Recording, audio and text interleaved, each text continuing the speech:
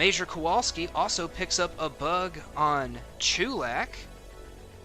Dr. Jackson is going mad with grief, doesn't know what to do with all of his time. Carter is hurt that Abu can't look at her, and at the same time fights for women's rights in ancient Mongolia. Lieutenant Johnson has a beef with Teal'c's Gould because it won't apologize, and all the while Lieutenant Colonel Jack O'Neill is partial to P-3-575, but if Major Kowalski doesn't mind taking P-3A-577, but of course he isn't married to it, he wants to be fair. This and more on Rewind and Renerd.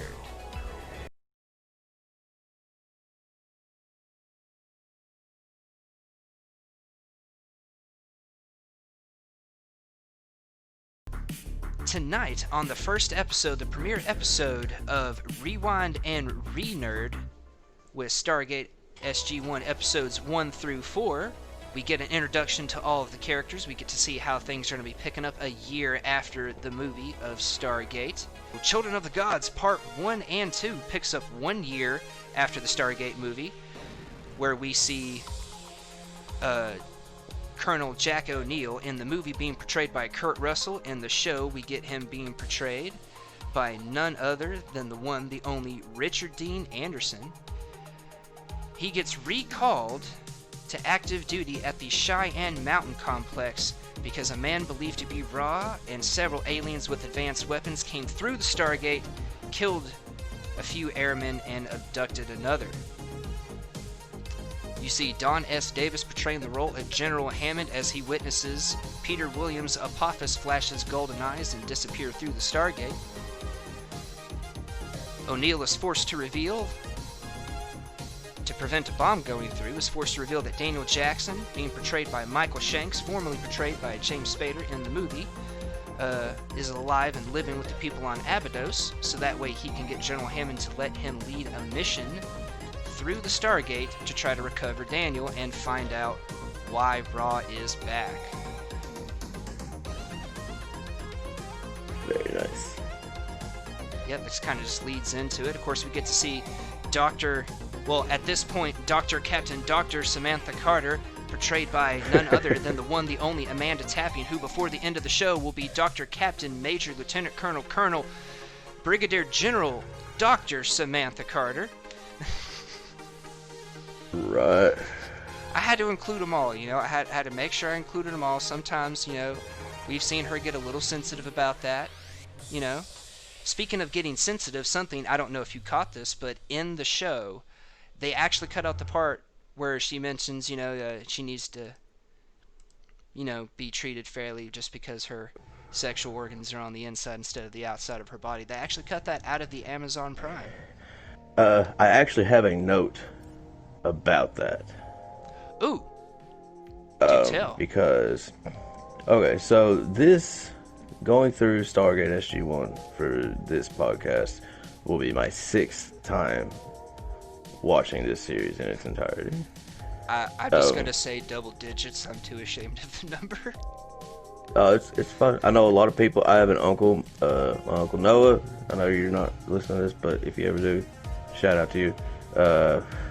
He has seen Stargate like a ridiculous number of times, like 15, 20 something times. Like it's crazy.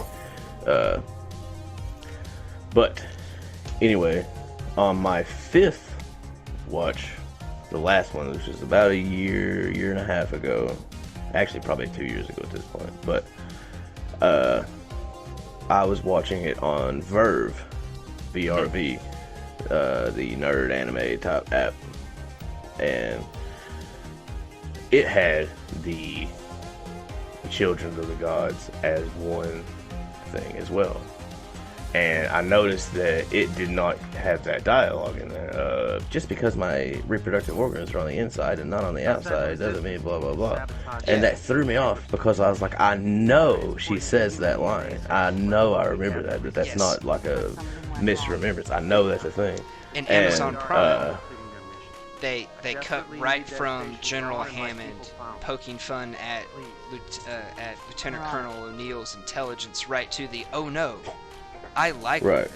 It's scientists that have a problem with. Did they do the same thing on the Verve? Yes, because here's why that is. Here's what happened.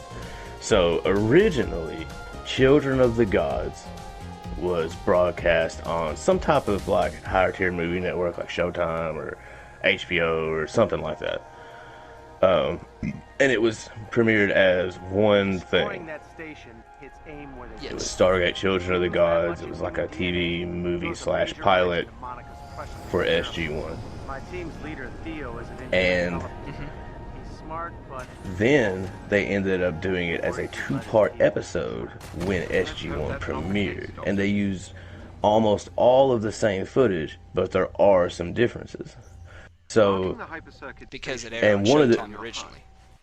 Right, and one of the differences is that in the original Children of the Gods, that piece of dialogue was not in it.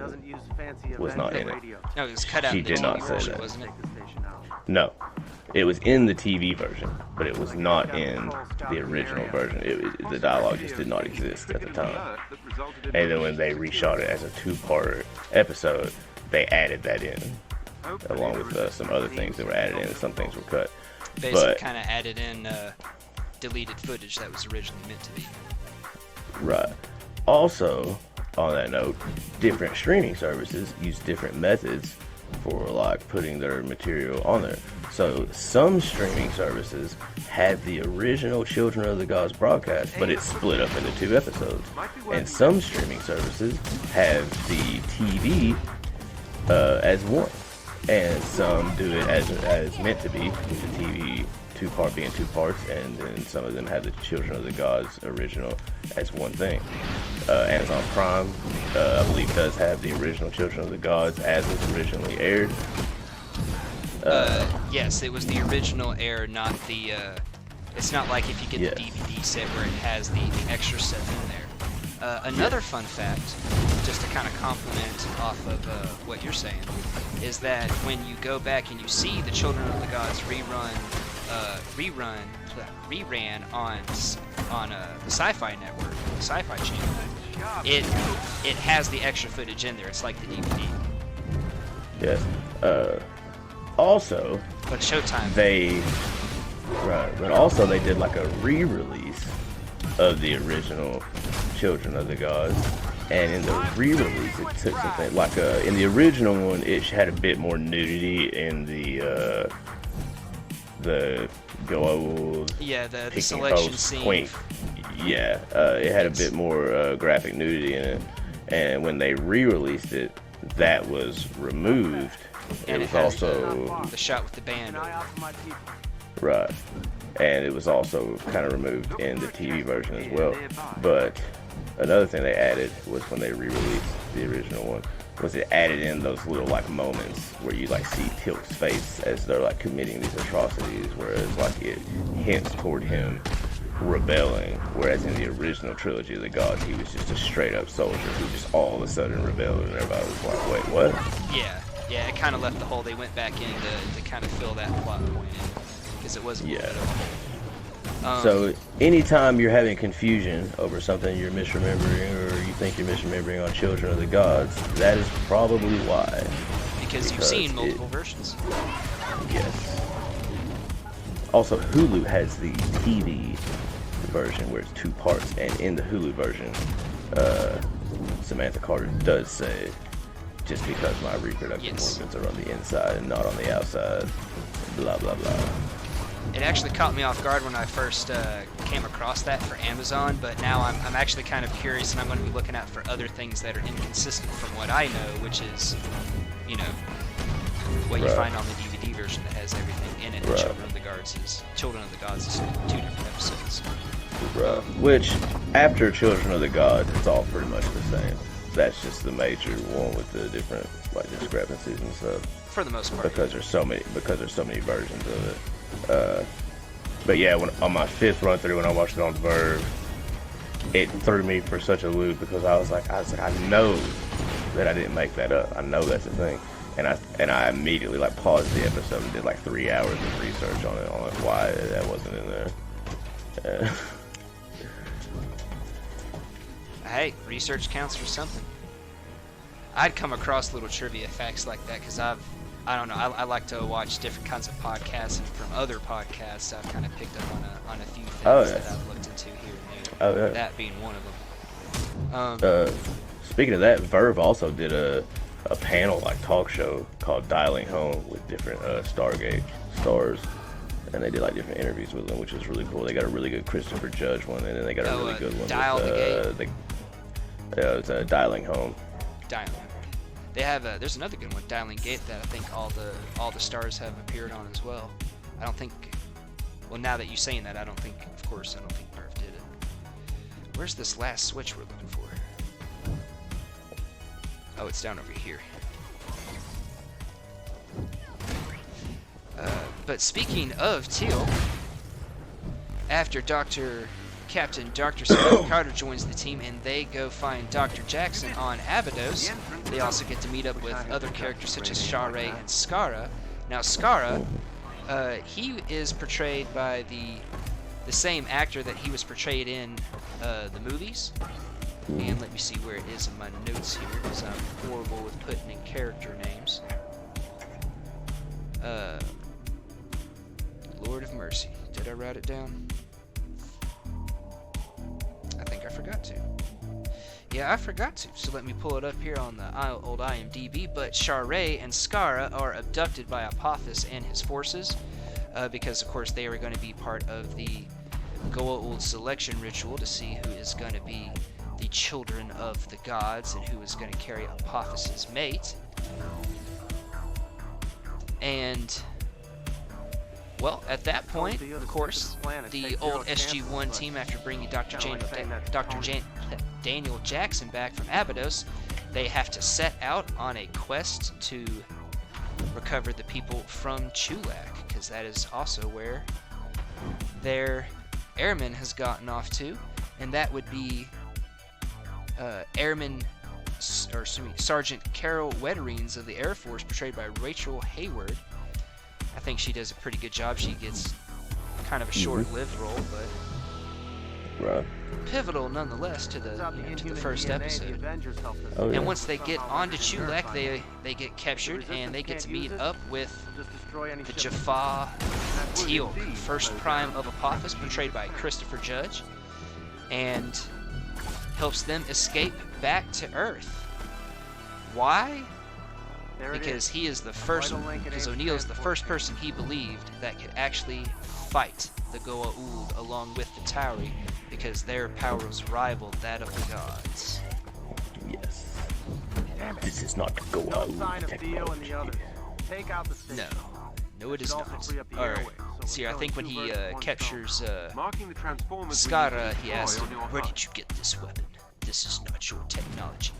And Skara was played by Alexis Cruz, who portrayed him in the in the movie. Shara was portrayed by a different actress here. But it gets a good setup. We get an introduction to all of the characters, all the people we're going to be seeing on a regular basis. We even get introduced to one of the most pivotal characters in the entirety of the show. And anytime I have ever seen this character listed on a character listing of like the cast for Stargate SG-1, he is always towards the top, and that would be none other than Gary Jones as Sergeant Walter Harriman. Yeah. One of the most unsung heroes of the SGC. The only other hero that is as unsung. I got a little pylon thing out here for you to bust if you can get here before the AI. I'm at C on top. Never mind, I'm gonna have to move. I'm gonna go down for B. I got B pulled out. But the other most unsung hero of the SGC is none other than Dan Shay's Sergeant Siler. Walter and Siler. Without them, the whole dang operation falls apart. Yes. Yeah, Walter coming right out of the gate. Pilot episode. Chevron 7 locked. I know, dude. I It's mean, just so powerful. like he didn't add that in after the show was successful. You know, like 3-4 seasons in, like right out of the gate. Just busted it out. Has to change it up. Yeah. And then boom, closing the iris. Doesn't miss a beat on the iris closing on like the gold attacks. Never, not once. Man. And he is always there to catch General Hammond or General O'Neill as he becomes later on. Never fails to have everything in line for him. Now, something else that's that I saw in an interview with Gary Jones is that when he did his interview for the role, he was interviewing for a different role, but when he came in, he knew the people doing the interviewing, and they were like, "Oh wait, you want to be on the show? You got it. You know what? We're gonna make a role just for you." Oh, nice. And that's where Sergeant Walter Harriman came from. Walter. Described to Mr. Jones as kind of a nonchalant guy, you know, dedicated to the Air Force, the kind of person the Air Force needs, but he does not need the Air Force. Hopefully, with the station out of commission, we'll be able to contact Teal'c. I gotta say, you know, there's so many things that would have gone undone or would have gone missed, you know, left uncovered had it not been for Sergeant Walter Harriman. You know? Yeah, man. But that wraps up Children of the... Yeah?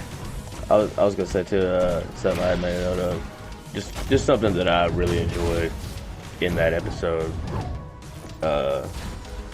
was the big reveal of the Great Pyramid on Abydos after they came out of like that little structure where the Stargate was. The little temple at the base of it? Yeah, and like when they come out and it pans over to like that pyramid, like, I mean, that was just such a cool moment for me, man, because it's like, which I mean, I know they kind of established it in the movie, but Yeah. just like bringing up the show, it's like we're on another planet, and then like it does that, and it's like, oh, okay, like, all right, this is related to Earth in some way, and like there's a pyramid here. But like I said, I know we knew that from the movie going in, but still, it was, I really liked that moment. Both reveal moments are really great. They really are. I think you get kind of a bit more of a sort of a 3D scope of how everything is from the show, because in the movie it just kind of pans straight back, and after it gets back so far, you can kind of tell that it's a it's a model on tape. Station is out of commission. A couple other things just for that episode that I liked. I made a couple notes. I really thought it was cool. Well, I like that Abydos has 36-hour days. And more specifically, I liked thinking about the concept of a man from Earth deciding to live out his life with, you know, a new family and stuff on a planet with 36-hour days. That was always something I really loved. Like that's a crazy concept. Like how, like I wonder how long like it would take you to adjust, like how well your day-to-day life would be like with an additional 12 hours.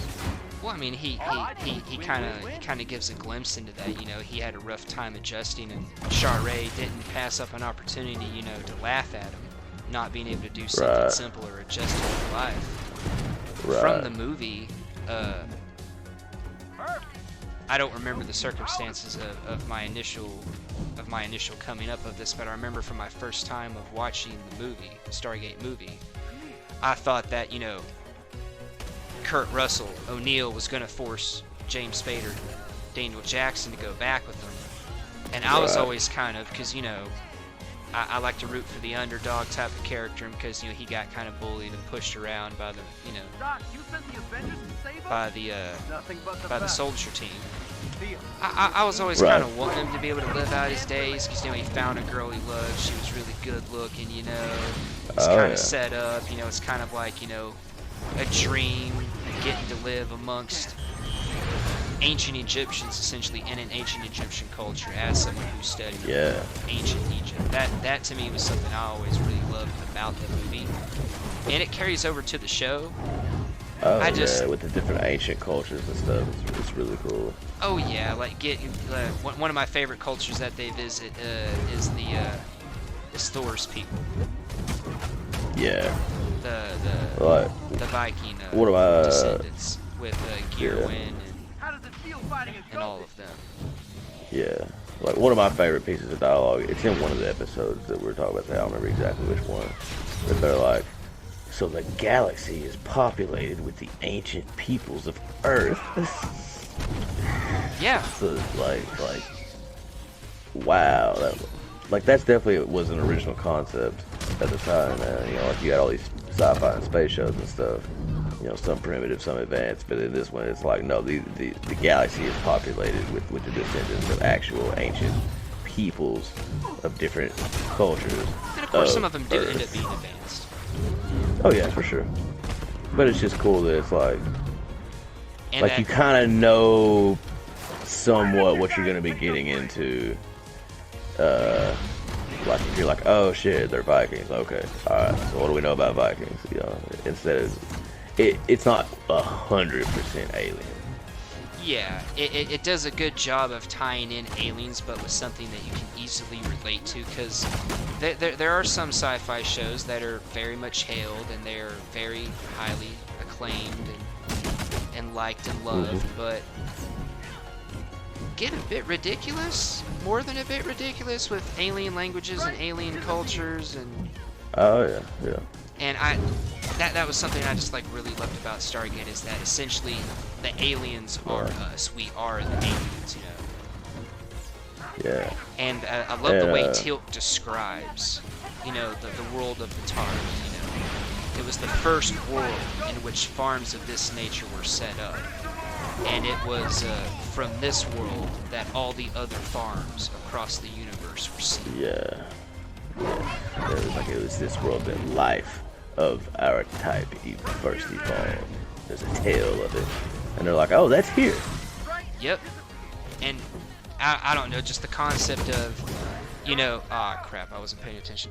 But the concept of aliens not being necessarily having to look like the Roswell Greys or some kind of...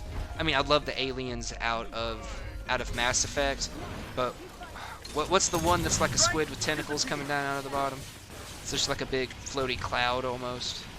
Yeah, I don't remember what it's called, but I know exactly what you're talking about. Like that to me is kind of more than a bit ridiculous.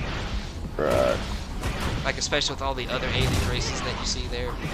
So to see, like, pretty much it's not alien, it's human, it's just evolved somewhat different from us in different conditions. I swear I'm dodging this thing.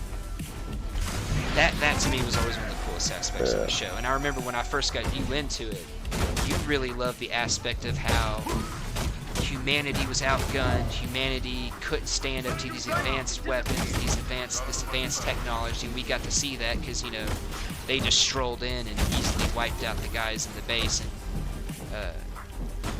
took the Sergeant Wetterings. Right. Yeah, I gotta say, like, first watching Stargate for the first time, like, I had seen the movie. I had never watched SG-1. So to my knowledge, was the same as like the military's knowledge, you know, in the pilot, because is that there's a Stargate and it takes you to Abydos and back. You mean the Stargate goes other places? Yeah, like that moment right there was like, okay, you got me. You got me for the season. I'm in. What's up? And after that, the rest was history, as they say. Yeah. Another thing that really got me hooked on watching Stargate in the first episode was it was the first sci-fi show with aliens that I had ever seen where the aliens show up and the human picks up a gun, shoots the alien, and kills it. And I was like, alright, I can dig it, man. Like, you know, they busted in, they overpowered them, they killed a bunch of them, They kidnapped one, you know. But we took one out with a gun. Like, with bullets. yes. They had to make up some kind of crazy way, like they're completely immune. Like, oh, they just shot him. Well, and he died. Well, I guess shoot him a bunch. He was armored, but still. I was gonna say, if you notice at first, their M16s and 9mm are actually completely. Oh, come on, jump up on this thing, Kamala. Jeez. Never mind. Let's come down here. But if you notice at first, they spray them. All the bullets bounce off. Nothing happens. Not a single one of them's hurt. Teal'c turns around, absorbs a bunch of shots to protect Sergeant Wetterings. Mm-hmm. And then, after that, in subsequent episodes, you see something lower powered, like, you know, an MP5 9mm submachine gun, and not something like an M16. Oh no, it just takes them out left, right, and center. Well, I mean, also though, in that scene, in that first scene, one of those Jaffa was killed. Oh yeah, one. But later on. But yeah, I get what you're saying. They were firing like barrages of bullets at them. Like they took one out. Yeah. But I mean, hey, you know, it's still good sci-fi. Oh yeah. I mean, good sci-fi to me. Good sci-fi will have cheesy plot holes here and there. You just. Oh yeah. You don't want a whole lot of them, you know. Right.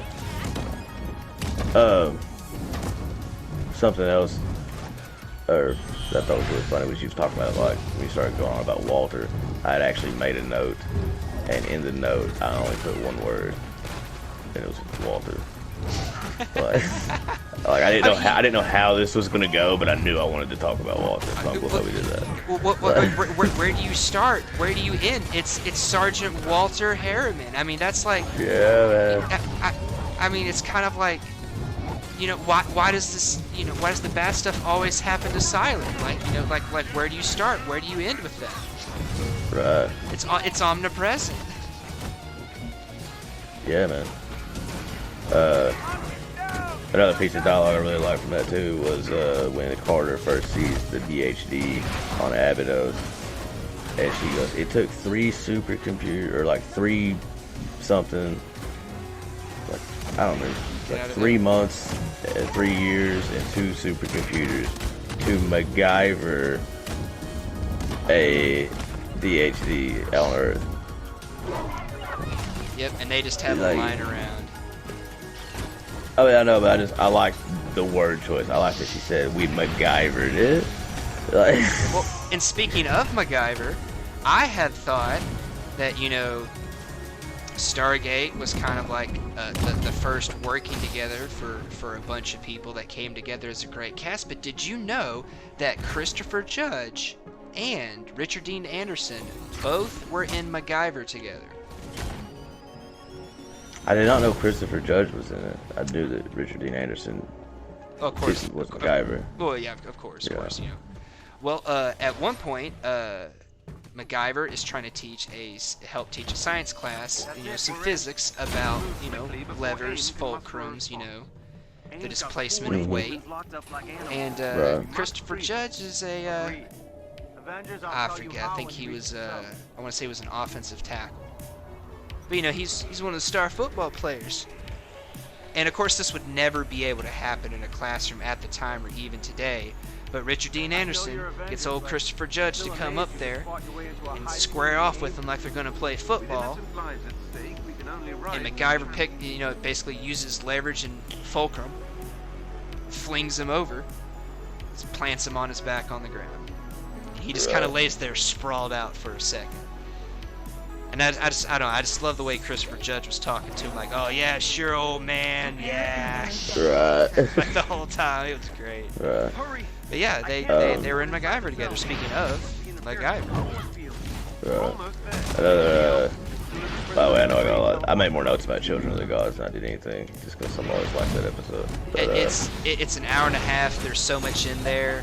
I kind of abbreviated my synopsis because as soon as I started reading, I was like, if I read my little quick synopsis here, it's gonna be like 15 minutes of me talking straight. I don't want to do that to Vinicio. Right. I'm trying to just like when I was doing it, I was just watching it like I would, normally, and then like every now and then I'd see something that made me laugh or something, and I would be like, I'm gonna Take make a quick note of that. note. Like that was cool. Yeah, and the next note I made that I thought was really cool. Kowalski definitely earned a special place in my heart in this episode when he took down a Goa'uld death glider with a Stinger missile. Oh yes. Kowalski Dude. is a certified badass throughout this entire episode. And he also comes off as like the super nice guy next door that can sit there and talk with you for like 45 minutes about, mowing the lawn or some crap. Yeah, man.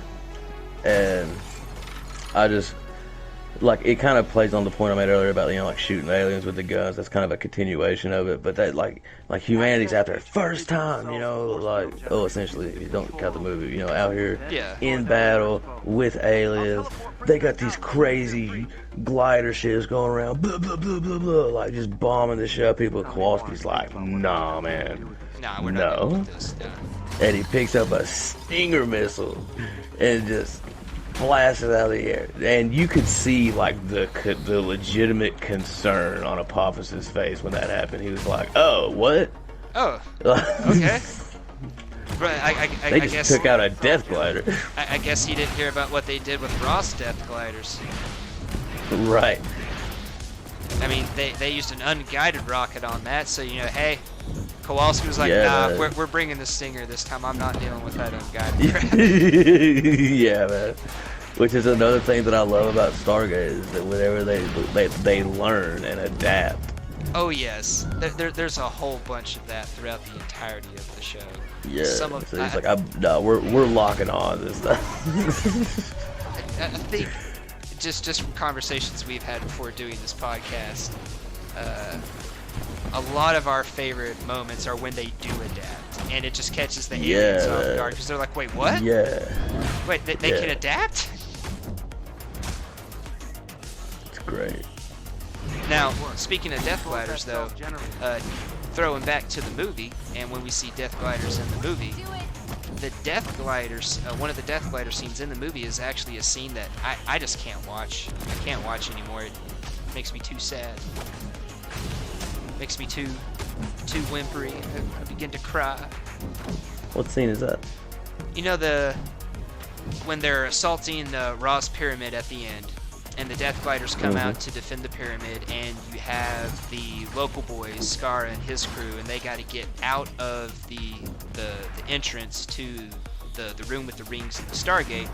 Otherwise, the death gliders are just going to tear them apart in that close little space.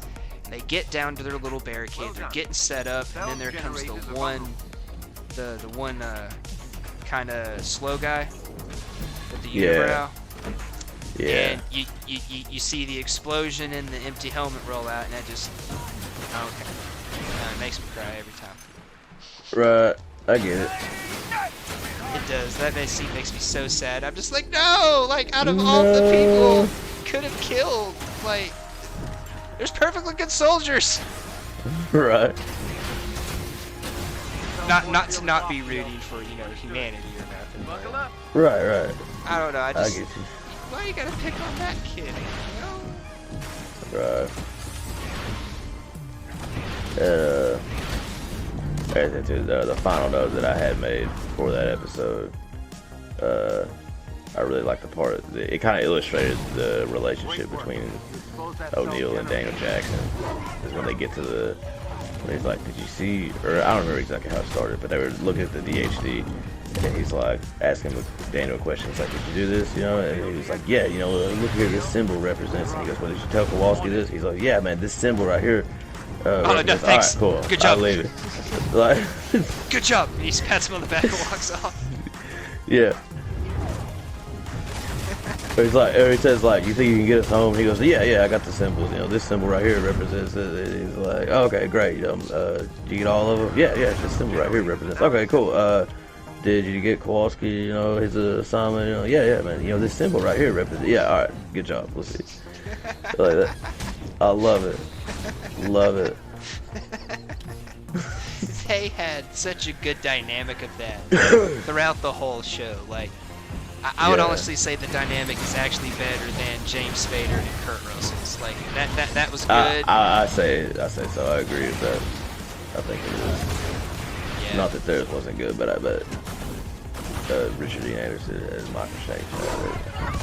I love they had a great chemistry.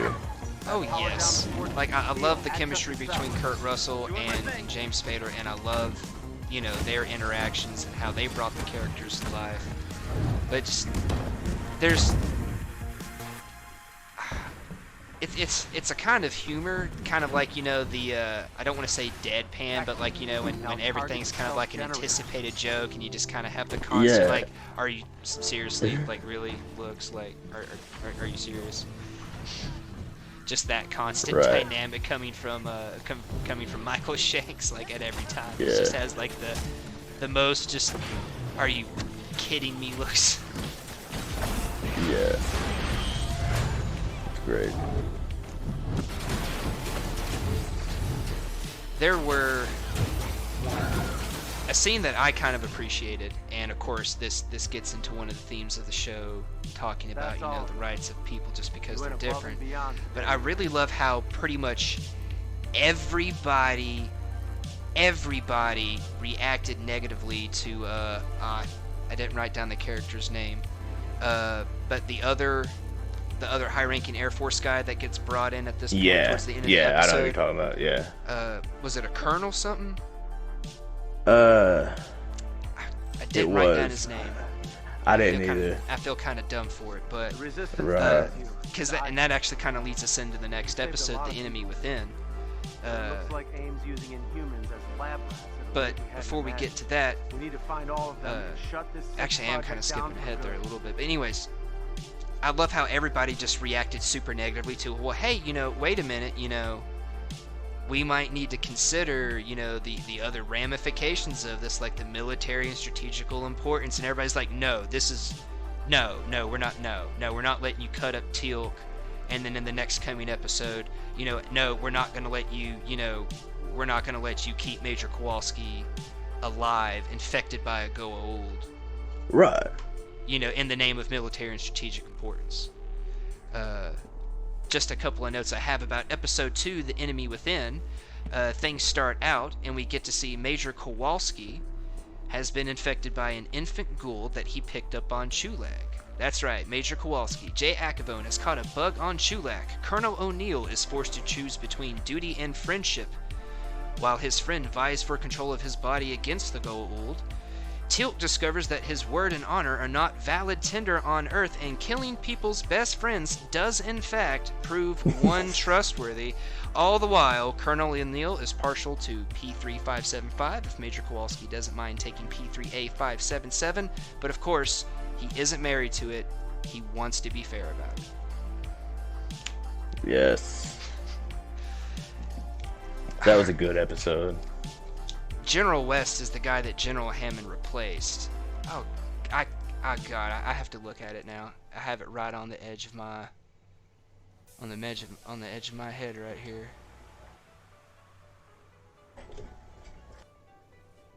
And I didn't write down his name. Whoa, go me.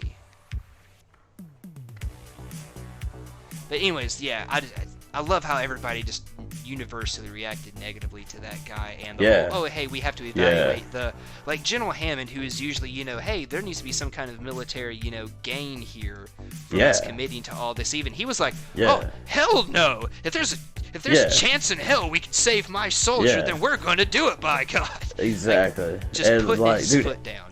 Yeah. No contest. And Hammond is a military man.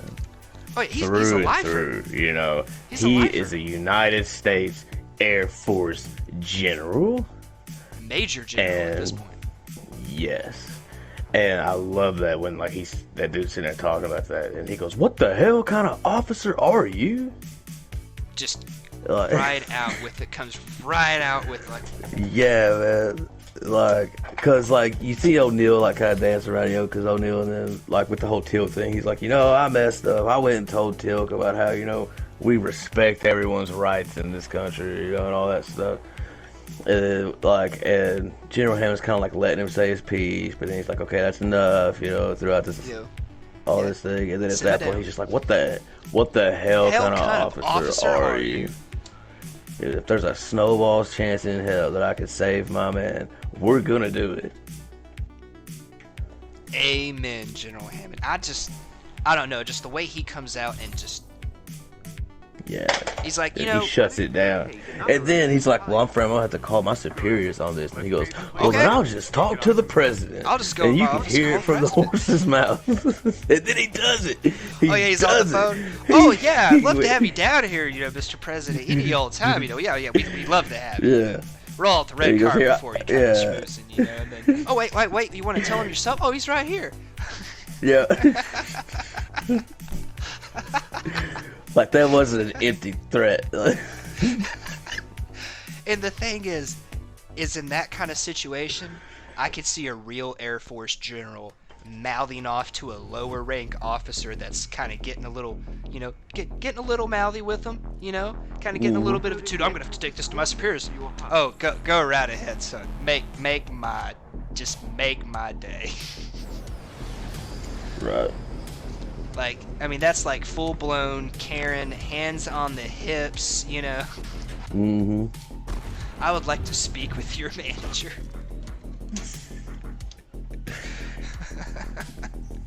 Head to the location on your HUD. This episode, I really love how it featured Major Kowalski. I really did. Yeah. I hated how it was also the end of Major Kowalski. I thought from how they were setting him up, he was pulling off certified badass moves on Teal'c, taking down death gliders, holding the line, saving innocent people, you know, surviving, through what was apparently a sub-freezing night. Yeah. They glossed right over that one. Oh yeah, it gets pretty chilly, you know, at night on this planet, doesn't it? He has all of his men like, sir, we can't survive another one of that. He's just there, stoic faced, like, all right, sun's coming up, finally. Or excuse me, the sun. We're not leaving here without the colonel. Not at all. Like the definition of not leaving a man behind. Yeah, he let his men know, like, I'm in command of this team, and we are not leaving. Sir, our orders are, we're not leaving, Colonel O'Neill. Yeah. I love the dynamic that they have, because I mean, of course, you know, they did all sorts of other missions and whatnot. And we get to see that later on in a little bit of some flashback material. They used to do, you know, missions in the Cold War against, you know, the KGB and Russians and all that kind of sort of thing. And I really love the dynamic of friendship that they have. You know, they are both formal and informal at the same time. They're both hard asses, strict military lifers, but at the same time, both of them are kind of mouthy, like to smart off, you know, joke at every chance they can. Like I said, you know, Major Kowalski, he's a certified badass, but you know, he's also the guy next door. You know, just sit there and talk about any old thing. I also noticed too that you know, O'Neill's a bit older, you know, than Kowalski. He's been in the military a bit longer. Yeah. You know, he's a little bit higher ranked, and if you notice, Kowalski's first name is Charlie, which is O'Neill's dead son's name. So I always couldn't help but wonder if that played a part in like their friendship kind of blossoming in their early days in the military. Like I could see him like coming across like this young punk kid, you know, that's like under his command, you know, a lot like himself, named Charlie, and you know, that's all she wrote. Takes him under his wing. Yeah. That's not something I've ever looked into, but I have wondered about it myself. I always kind of took the assumption, and again, I've never looked into this to find out, you know, like what would be official canon, because I don't know. This to me is just, if it's not canon, same. if it's not canon, I kind of don't want it to be, but I've always kind of thought that he named his son Charlie after Kowalski. Oh man, I Because didn't even think of Kowalski that. did That's- save his life. Yeah, dude, They that's both saved each other's definitely lives. that's definitely a possibility. I actually didn't even think of that. Like, yeah, it could be either one. You know. Yeah, either or. I like yours. You know, it kind of makes more sense too. You know, he already had the son Charlie. He meets Kowalski a lot like him, which would explain, you know, how they have the similar dynamic of personalities, and takes him under his wing. You know, teaches him what he knows. And I loved Mr. J. Acathone's portrayal. I loved it. Oh I really yeah. hope I'm saying his last name right. But I don't know. I liked him a whole lot more than I did, and I did not write down this actor's name, but who played Kowalski Yeah. in the movie. I really Yeah. liked Jay Acathone's performance a whole lot better. Yeah. Not saying that the one in the movie was bad. I don't know. I'm more partial to the show than I am the movie. I saw the movie first. I love Same. the movie. But the show just has so many great things in it, you know? Like Hercules and Xena, it was kind of one of, you know, the forerunner shows of stuff we see today. Yeah, for sure. And like, The Enemy Within is one of my favorite episodes in this series. Out of the entirety of all 10 seasons. And Yeah, two, which I'm not the saying, two post movies oh. and the ones in the one prequel movie. Pretty much, yeah. I mean, I'm not saying like, oh, it's the best ever. I'm just saying it's one of my favorites. I love The Enemy Within. It's a great episode, and I like it. Something that I really like about it too is like the title of the episode, The Enemy Within, has a bit of a dual meaning because it's the enemy within. You know, Kowalski has a Goa'uld within him, but it's also the enemy within in that Kowalski is the enemy within the SGC. Yes. Another meaning you can take, calling back to our what the hell kind of officer are you? The Right, enemy, yeah. the enemy within yourself, essentially. The enemy within your Yeah. own organization. Yeah. The corrupt aspects of yourself. Yeah, and like them having to, for the first time in this series, tackle the obstacles of their own organization and their own planet.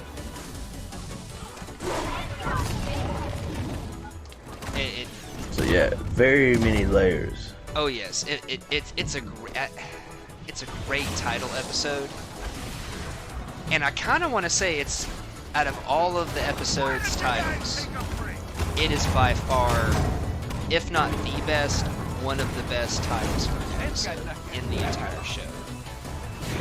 I do like the episode. It's not one of my personal favorite episodes, but it is a great episode. The main killer of the episode for me is that we lose Kowalski. Dude, for sure. For sure. I mean, it sucks losing Kowalski so early. But, man, that death, dude, that was like an Uncle Ben type death. It was that death powerful. meant something, you know. Because, I mean, even though, I don't even remember her name now, the woman that was kidnapped, she was technically, I guess, the first casualty of the war with the Goa'uld. But Kowalski, man, I think that's the first one that, like, we all felt that one. It cut deep. Yeah. It cut very deep. Yeah. I didn't like losing Kowalski, you know. Yeah, man. But you know, it's not the end. It's not the end because where you do lose one friend, you gain another, and that's where we get to see Teal'c step onto the team. Yes. That brings us. Also, oh, go ahead. No, go ahead and finish up. I was about to go to the next episode. Okay. I was just I like to, like you was talking about the alphanumeric designations of the planets, and like that whole bit where O'Neill's like, well, I'm partial to, you know, like P3 whatever 575. But, you know, I'm not very sure. P3 575. If you'll take P3A 577, but you know, I'm not married to it. I want to be fair about this. Oh no. If you want to take P3 575, how about you go where I tell you? Yeah, and that's what I was saying. Like, the whole the exchange was funny. But what really nailed it for me was when Hammond goes, "How about you just go where I tell you to go?" Yeah, and then when Hammond gives O'Neill the assignment, when Kowalski is on bed rest, he's like, "Well, SG-1's gonna go out," and O'Neill sends him to the planet that he said he didn't want to go to, even though it was all just a joke. You know, it was like he has no clue of any details of either of these planets. Hammond sends him to the planet that he said he didn't want to go to. well, if you're paying close attention at that point, when he does say that you're going to go on that episode, he kind of does this like little arm pump of like, yes, because, you know, they were trying to trick him by talking about the opposite ones to get him to send them to the ones they wanted to go to. That was the shtick the whole time. Right. And it's just so funny, dude, because, like, they don't even know where they're going. Oh, no, they know nothing of these two planets other than that, you know, they were on the Abydos cartouche, and they're some of the first, you know, addresses to be decrypted by the base's supercomputer. Right. Which, and, calling back to how you like the part in The Enemy Within, where he's like, hey, you know, Children of the Guards Part 1 and 2, but hey, did you tell Kowalski? Yeah, this symbol means okay. Did you brief so and so? Okay, yeah, but this symbol means okay. Good job. You get to see that with Carter too, when she starts talking about what she's gonna do with the base supercomputer. She kind of gets cut off and like, you know, the base computer will be at your disposal. Yeah. Something too, which I don't want to say it's a gripe, but something that it really made me like kind of like sigh at the naivety of Daniel Jackson at this point is when they have the irises closed and the goal will keep attacking and like you know, stuff keeps hitting the iris and O'Neill goes, well, I can think of a lot worse ways to go. And Daniel Jackson goes, you don't think the gold are sending people through, do you?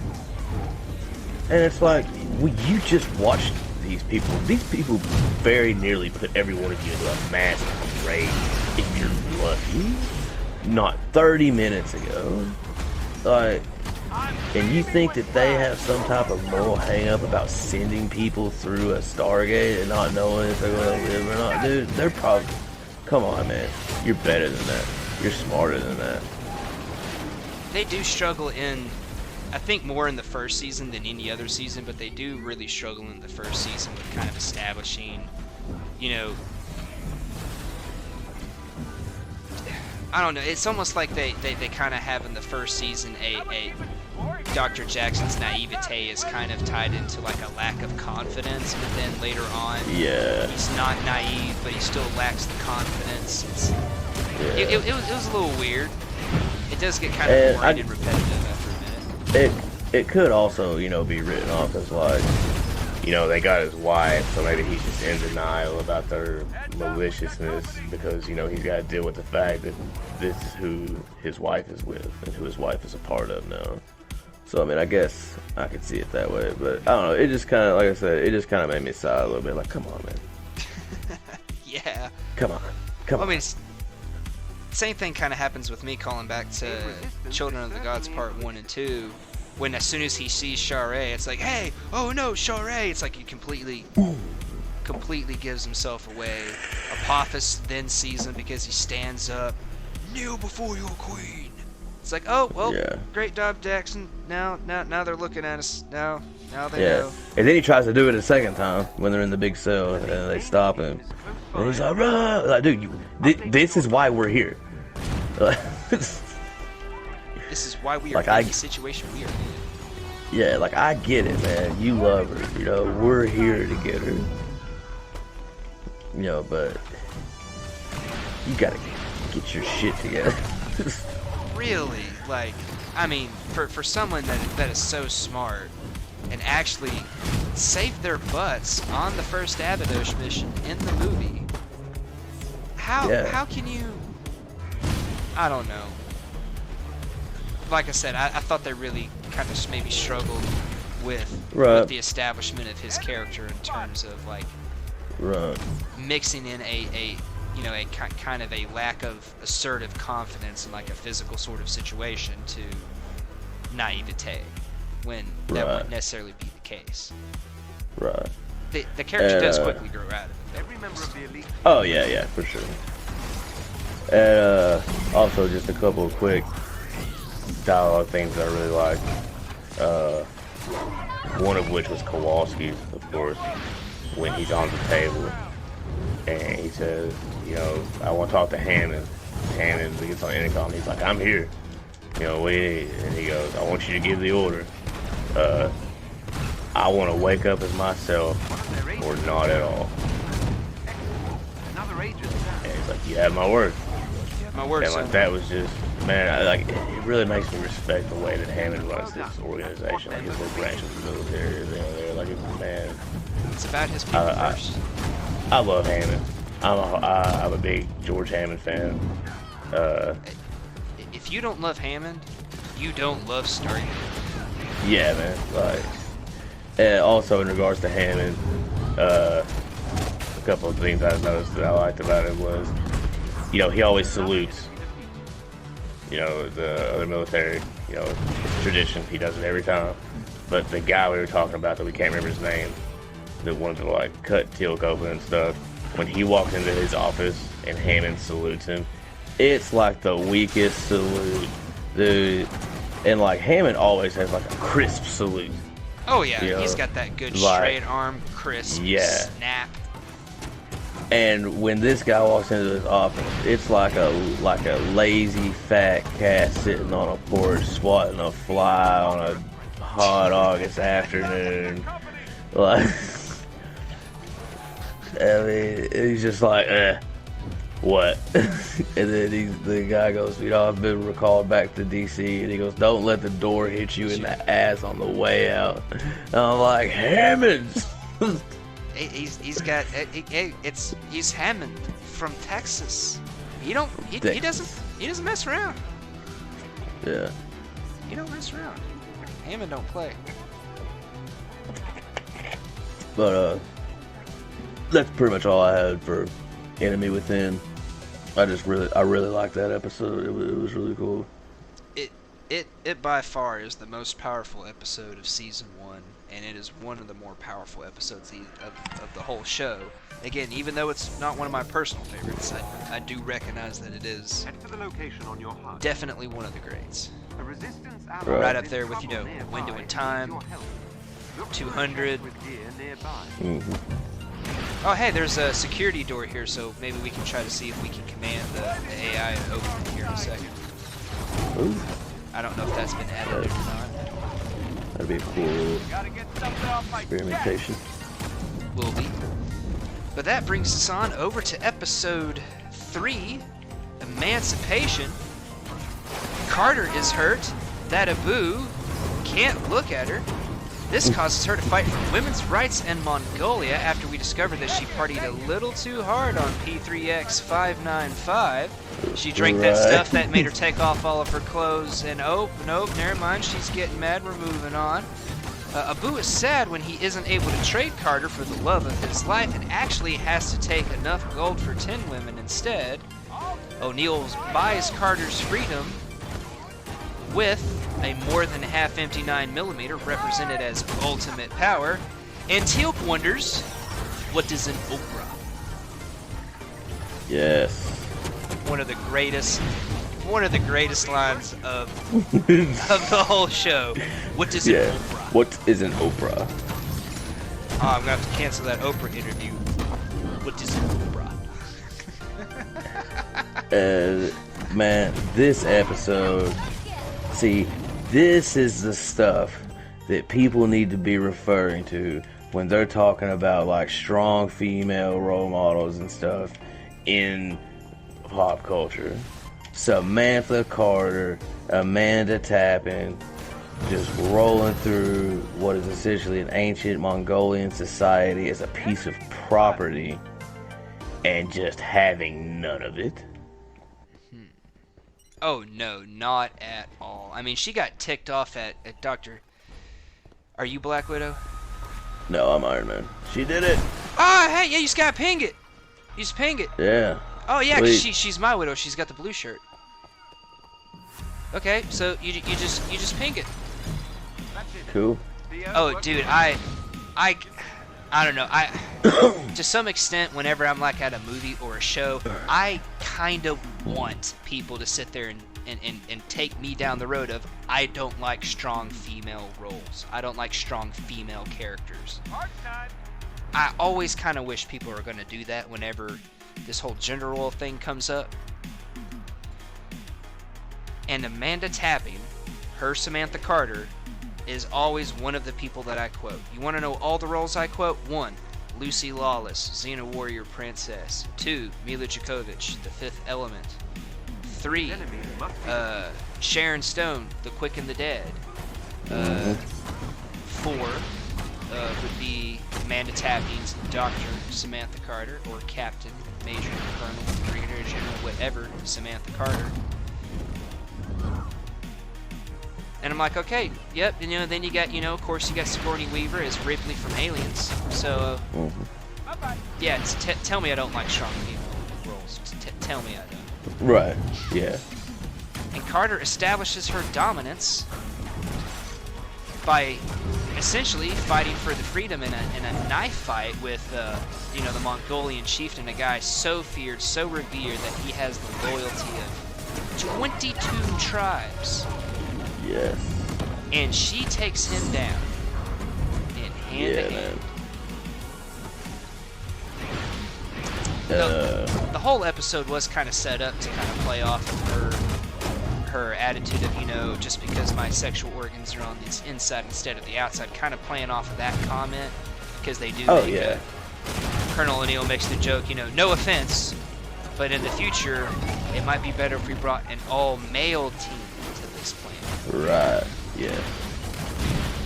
So, you know, they had to give her the, you know, the episode to show off, you know, that she's a tough badass and not going to be taking any kind of flack. The episode wasn't a whole lot more than that, but it's still a good episode. It is a good episode. I do like it a lot as well. You'll hear me say that about many of these episodes, but well, yeah, same with me. But we're fans of the show. Fanboys. Yeah, man. Probably gonna say so. Oh yeah, for sure. But I do really like the episode. One thing I really liked. Speaking of Xena, one of my favorite Xena moments, and one we've joked about a lot, is when Gabrielle has the sword, because she usually doesn't carry a sword.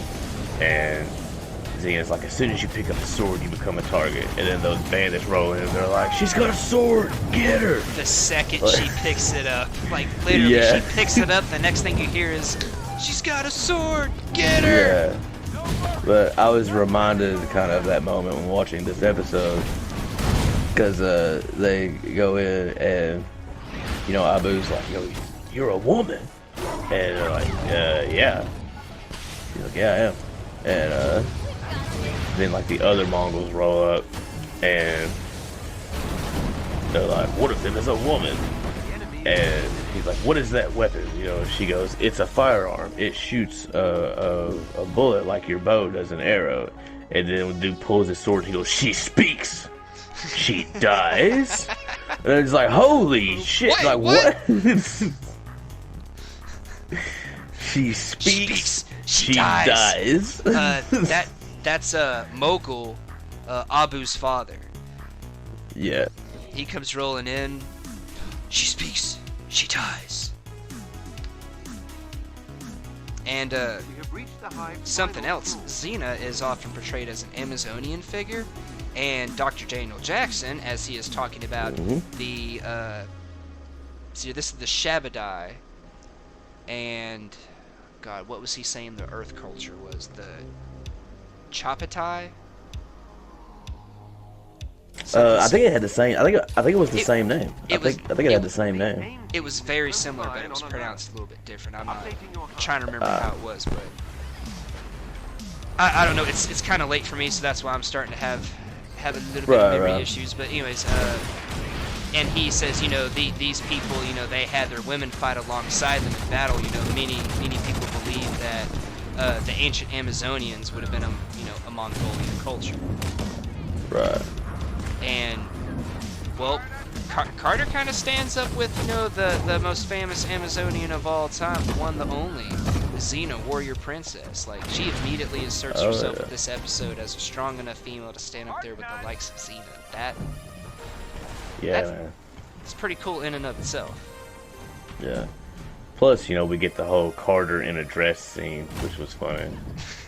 She puts the dress. She's like, she's like, I'm not wearing. It's just, it's so you. Yeah, it's you. And she's like, and I'm not wearing this thing on my face. I don't care how embroidered it is. You are now. You're now my woman. What can you do? Can you cook? Can you sew? Make dyes? I couldn't cook, I couldn't sew, and I couldn't make dyes if my life depended on it. Well, then what good are you? What do you do? I'm a warrior and a scholar. I do the work of men. He gets immediately pissed off, stands up, puts a knife up to her. Oh, yeah. One of their agents is down. He's like, the spirit sent you here to learn how to be a woman. And, you know, you also get another scene of, like, the whole, like, the team, like, standing up for their own, you know, like, this is the whole thing about, you know, it would be dangerous to go after him right now. We should wait until the morning. And like, well, what's going to happen to Carter, you know, in the meantime? And it's like, well, he'll partake of his new purchase. You know, it's like, not a chance in hell. Nope, we're going in. Not a chance in hell. We're going in right now. Or get up, we're going. Yep. Man, they start out right off the bat having each other's backs, man, and then love it. Oh yes, I mean, even though they had the whole little, you know, that's something else that just comes to mind, because I was about to say when they had the exchange in Stargate Command, but they don't have the little part about Major Matt Mason. Oh yeah, they do. Right, they do on the TV one, on the Hulu one. Yeah, I know. I'm just saying in the Amazon Prime, since that's what I watched. Of course, if you want to watch on any of the streaming platforms, feel free to. We though are going through on Amazon Prime just to kind of check out something new. Yeah.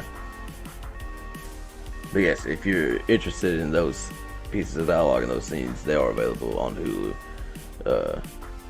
The Major Matt Mason and the whole inside instead of the outside speech. All the good bits, right? Right. Something else too that I really like about the show that was kind of portrayed in this episode, but it's portrayed throughout the series, is like everybody, you know, has their convictions, and in this show, man, they test these heroes' convictions. Oh like, yeah. They, you know, like and what made me think of that was the whole thing where there were, like, even though Carter was really like having none of this whole, you know, I'm a piece of property stuff, there were moments where it was like, I need to shut up or these other women are you know, gonna pay they're gonna pay the price and they're gonna get physically hurt or killed because of me. And so she did roll with some of the punches very momentarily.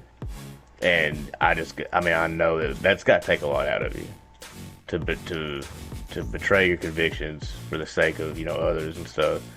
And another moment that was like that was in Children of the Gods that I forgot about. When they come in, they say, "Kneel before your queen," and Skara basically refuses. He's not going to kneel, and the only reason he does is because O'Neill tells him to. Yep. He's like not, he was gonna bow anymore. He's a free yeah. man. Yeah, and that's part of his identity. That's part of who he is. He was a slave for so long. He's like, I am free. I kneel. He doesn't. There's no dialogue. It's all subtext, you know. But like you see it in his face, man. Like you can tell he's like, I'm not gonna do this, you know. And O'Neill's like, Scar, come on, and pulls him down, and he kneels because he trusts O'Neill. And sometimes you do have to kind of set your convictions aside if you're going to do what it needs to be done to be able to keep things going the next day. Right. And I mean, it really just depends on what your goal is. You know, is your goal to save your sister? Because if it is, this is what you gotta do. You need to kneel. And that's a sentiment that I share. You know, I'm probably not with as much intensity as Scar, because I'm not a slave, never have been. But All right, Hank, what's this about a new mech? you know, I get that. Been hearing You know, whispers about an experimental dread. and that's like once again, that's gotta take a lot out of you. It's still early in the process, it does. So we think you can intercept the plan. And that shows like the humanity of these characters, man. Like good storytelling. Like, a story is only as good as its characters. And Mary Sue characters, very flat characters that are have no challenge, no obstacles to overcome, no development of the character. They're just like immediately the awesome person that they are from the get. That doesn't lead to good storytelling. Having characters like this that have to basically swallow pride, go against their convictions, sometimes even have to Some of my do people are waiting at things the that they rendezvous just point, consider to but be there's been a new development. downright That's abominable. never good. Like, They've even spotted going above and watchdogs beyond in their the own area, convictions, rounding up things that they Indians. just consider to be I know it's not what we came downright here for, abominable by any but the stretch of the blueprints can imagination. No question. But Meet up with you guys on the ground. See if you can find us a lead. sometimes you gotta do what you gotta do. Working out And now. in season 1, I think we get to see a sort of humbling experience for every single one of the main characters. They Nobody's all trying to kind of stop have their own Yeah. episode But you where they know, kind of have to pretty swallow big. their pride, go against their I think convictions we've for got a chance. Yeah, essentially the greater good. yeah, man. We saw, we kind of saw that happen with Hard to tell. Carter in this My people episode. spotted a couple being Uh, taken into custody, but We get to see that suspect there are happen more. with Daniel Jackson in a couple of episodes to a certain extent, and we do have one coming up that I'm guessing that's not a O'Neill, campfire. well, we'll have to be doing the same thing. Now that I'm thinking about it, I'm not sure if Teal'c actually has one of those kinds of humbling episodes How we doing, Hank? sounds like gunfire in the forest. in the first season, unless you would Humans want are to say holed up the in their enemy own bunker, within, but watchdogs are closing in. Right. because he Really, You all stay back. Teal'c has We'll like head more of in an and leave overall the doorway. story arc with his Got it. humility Be and, careful in there. you know, Looks like AIM gifted their switching friends sides, toys. you know, starting a war and a What kind of rebellion toys are we for the talking? sake of his people. And, well, you're right, he actually is Well, kind of yeah. humbled in the first episode that way. yeah, like even in Golden that one moment conquerors. when in that one moment he goes, "I have nowhere to go now." And O'Neill's like, "For this, you could stay at my place. Let's go." Well, I mean, it was just the fact that he recognized that his gods were not gods, and that he had been kind of Yeah. living a lie. I guess that was sort of his humbling experience right out the gate. Mhm. Oh, all these exploders are chasing me. Back I'm just off, kind of Fido. blitzing over to the objective. They're here. Too late. These freaks are out. Round them up. Well, no, we even get to see a little bit of humbling experience for General Hammond in the first season too. You're about to have a very bad day. We get to see a lot of cool stuff go around. I guess it's I guess by establishing the mortality of the character out the gate, Yeah. kind of helps to get the development running a little bit better. Oh yeah. Because I mean, if you look at a lot of different kinds of shows, You're safe now. the good guys kind of start out the good guys, you know, from the gate. You know, they're not having to discover, well, this is the game. Here's what it would mean to be a good person in this instance. No, they just they're the good guys, and you know they're rocking out from the get-go. They're their main characters, you know. Right. And this then kind of leads us on over. And I'm flipping my note cards here. That's why I'm getting shot standing still. But this brings us on over to the Baroka Divide. This is season 1, episode 4. SG-1 visits a planet of half dark, half light. The dark side populated by a version of early man, and the light side populated by a Bronze Age culture known as the Minoans. Little do they know that they bring a plague with them back through the gates. And this is where we get This is where we get... My mind is blanking right now. This is where we get introduced to the wonderful Dr. Frazier, played by none other than the wonderful Teal'c Rothery. And Doc Frazier is one of my favorite characters out of the entire roster. Absolutely, man. Love Doc Frazier. She's another strong woman in the show. She's got a great toot. She's smart. She's brilliant. And she's a leader. Oh yes, absolutely. One of my favorite things about her though, she never passes up an opportunity to pick at Colonel O'Neill. Never misses a shot.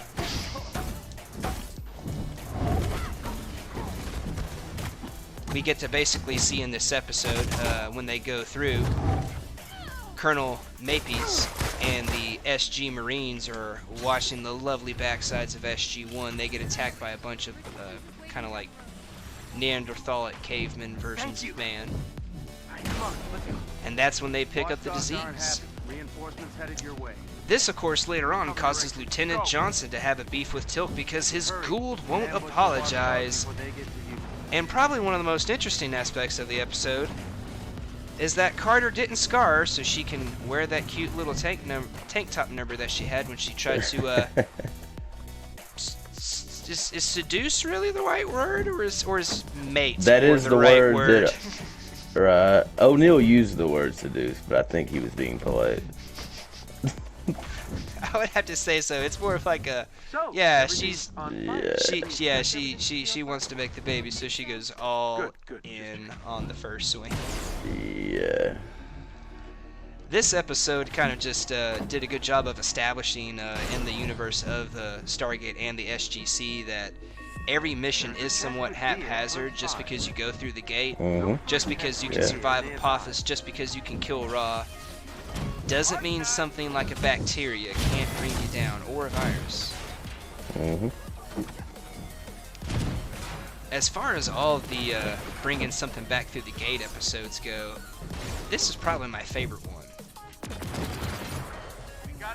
I like it alright. It's never been like one of the ones that I just really, really love, but I like it. I don't have an issue with it. I'm not saying it's one of my favorite episodes. Right, but I get what you're saying, like, because there are like different types of episodes, and like the unwittingly bringing a danger back to the Stargate episodes. It is one of the better ones. Yeah. I do like it a lot better than the one that comes up later when they find the alien time capsule that has all the microscopic aliens in it, and that ends up causing some problems for O'Neill. I do like it a lot better than that one. I think that one comes up in what? Keep your eyes on the sky. Season 2? These guys have jetpacks. I think so. There's something up with these range switch things. I think you might have to hit them in the right order. Did we hit them all? Oh my gosh, Yeah, will you just all. like jump off the stupid ass platform? Thank you. I've hit them all several times. Let me just fly around it for a second. Now I'm showing that we're missing one. I got 3 blue lights on the door. 1 yellow light. Okay, so let me start down here at the bottom. It's gonna get messy. You don't have to tell me. There's 1, 2, 3. And 4 should be on up at the... Yep, right there. Got it. Oh yeah, I guess it was what we weren't getting them in time. We were just missing one.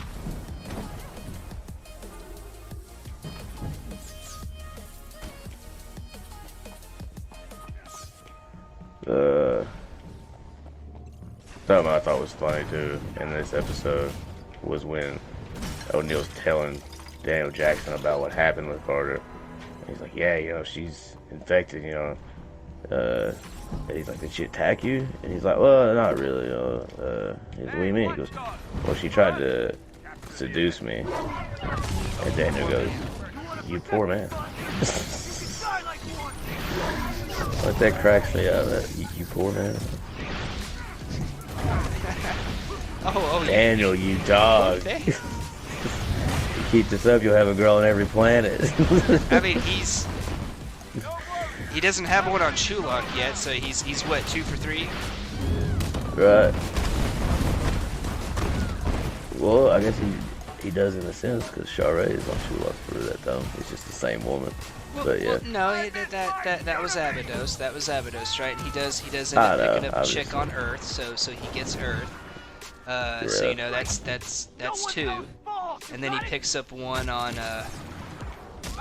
I'm not even sure if they even said the alphanumerical designation for the millennium planet. They did, because I remember they kept trying to come up with a name and no one ever did. They kept referring to it as the designation, and they kept saying, I thought we were going to think of a better name for this place. I thought we were going to think of a better name. Can we just come up with a better name? Well, it's an alphanumerical designation created by the computer, which makes it much easier to remember. Yeah.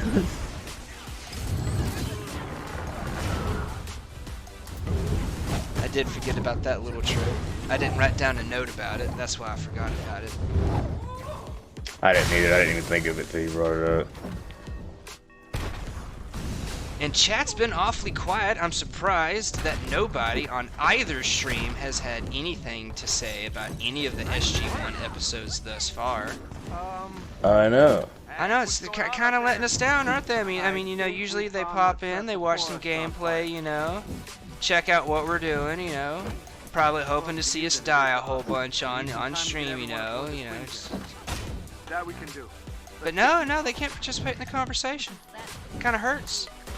You know, it hurts me. Hurts me in my Primtos sack. Mm-hmm. Right in the Primtos sack. Oh, and I'm uncool? Come on, that was way worse. If you say so. Don't you humor me. But that actually kind of wraps it up for the episodes on the synopsis set, ladies and gentlemen, guys and guys, boys and girls of all ages. And I'm just sitting here letting myself get pelted by an Adaptoid. Now we're going to be getting in kind of the after discussion, where we are going to be getting into a whole bunch of spoilers and other stuff moving forward. We've had a little bit of discussion as we go throughout the synopsis of the episodes. I like to include like people's favorite things, favorite quotes, you know, favorite little points that they had. We've seen SG-1 a lot, so we've got a lot of favorite little quotes, a lot of favorite little idiosyncrasies that pop up throughout the show. We would love to hear about yours, so put them down in the comments below for the cutout video, or jump in here in the stream. We'd love to have you in here. We'd love to be able to get you guys in on the conversation. Heck, if you guys just kind of want to lurk in the background, but you're playing adventures, you know, put something up in the chat. Let us know. We can bring you into the fire team, and we can all play together. Right. But anyways, we're going to be getting into the after discussion, so for the recorded video, do tune in next week, where we'll be going over episodes 5, 6, 7, and 8 on Rewind and Renerd. Be looking out for the premiere of 88 Nerds Per Hour this Sunday, where we'll be going over the first and second episodes of The Expanse. And as always, ladies and gentlemen, please like, share, and subscribe. Thank you for coming out.